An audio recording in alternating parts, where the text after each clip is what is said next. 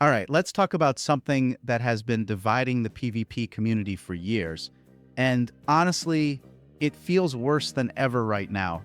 Premades versus solo players in Battlegrounds. If you've queued solo lately, you know exactly what I'm talking about.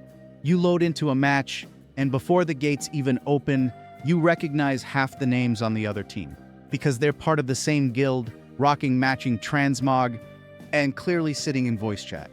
And if you're thinking, oh, that's fine, teamwork is good, yeah, except when that teamwork turns the entire match into a complete steamroll, and you spend the next 12 minutes running from the graveyard. Today we're going to break this down. Why premades feel so oppressive, how they're affecting casual PvP, what Blizzard has and hasn't done about it, and what could actually fix the problem without killing group play entirely. First off, let's define it. A premade is just a group of players who queue together. Could be a 2-man, 5-man, or a full 10 to 40 player group in bigger battlegrounds. Now, Blizzard didn't add group queues by accident. The idea is that WoW is an MMO. You're supposed to play with friends, coordinate strategies, and have those big, epic moments together. The problem? When you take a full, geared, coordinated premade and throw them against 10 or 15 random players who've never even spoken to each other before, the match isn't competitive anymore. It's a public execution. And it's not just gear. It's the organization. They're in Discord, calling targets, rotating defense, pre-planning flag runs. Meanwhile, your team's still arguing over who's defending the base. So why are premades so much stronger? Communication advantage, voice chat versus 0-0 chat. They can call out stealthers, coordinate bursts, and focus healers instantly. Role assignment. Premades come in with set roles. You'll have exactly the right number of healers, dedicated flag carriers, and base defenders. Solo queues, you get 5 hunters and no healers.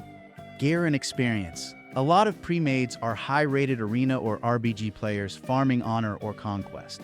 That means you're not just up against teamwork, you're up against better teamwork with better players. Psychological pressure. Once a premade snowballs early, solo queue morale tanks. People stop trying, AFK out, or start bickering in chat.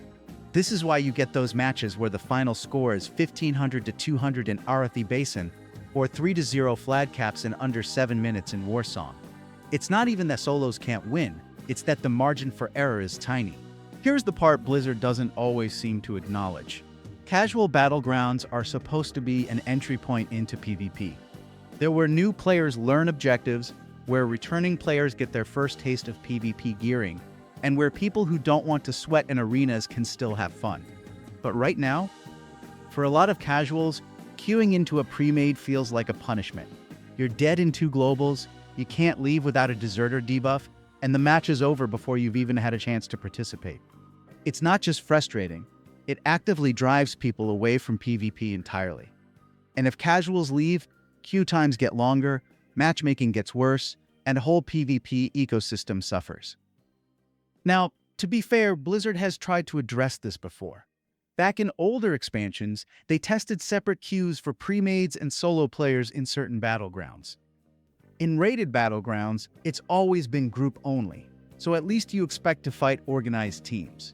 In epic battlegrounds, they've attempted matchmaking that limits how many from one group can be placed together. But the problem never fully goes away. Why?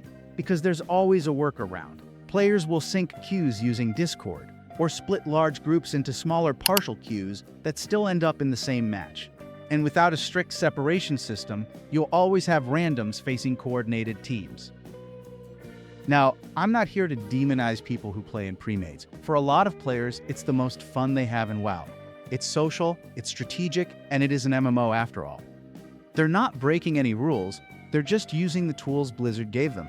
From their side, they're thinking, why should I be punished for having friends in a multiplayer game? And honestly, that's a fair point. Group play should be rewarded, not punished.